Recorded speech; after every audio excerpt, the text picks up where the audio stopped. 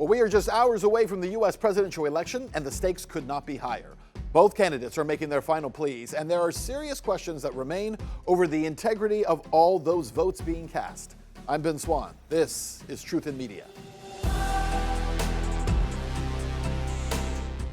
And we begin in Iowa, where a federal judge has decided to give the green light to the Iowa Secretary of State's plan to challenge over 2,000 ballots flagged as potential non-citizens. You heard that right, over 2,000.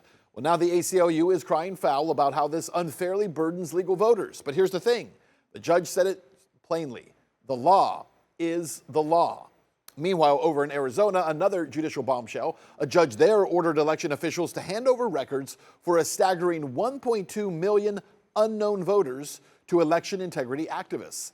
The judge in this case also acknowledged this may be a tough job for election officials, but guess what? Again, the law is the law.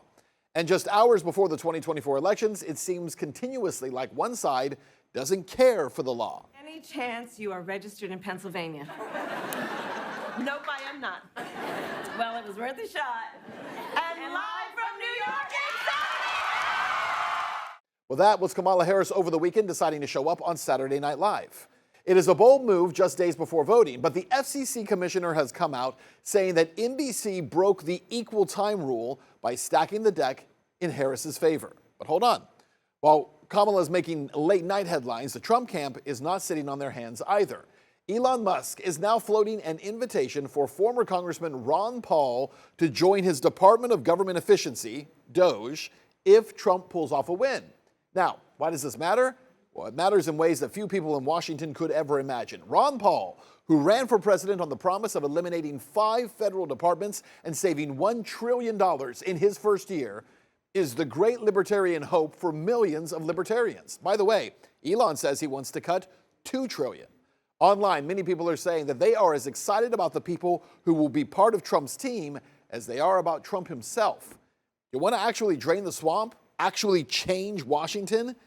This is how you do it. Not by electing a president who then appoints bureaucrats from permanent Washington. No. You appoint outsiders who understand how to actually change the system permanently. I spoke with Ron Paul just 2 weeks ago about how much money we waste on foreign wars and how devastating of an impact foreign ventures have on the domestic budget and the national debt. But the odds of it coming up soon and having a vote and stopping all weapons going to Ukraine, I think it's slim to none. Things will have to get worse before they start to get better.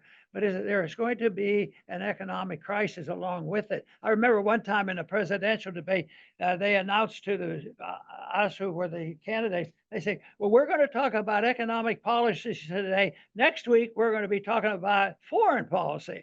And I thought, you can't separate the two. Well, Pennsylvania Senator John Fetterman decided to drop some bombs on Joe Rogan's podcast this weekend. How you import 10 million people over the course of 4 years illegally, and then move a significant number of them to swing states, and then provide them with all these services, and then give them a path to citizenship. You could essentially rig those states. Undeniably, immigration is changing our nation.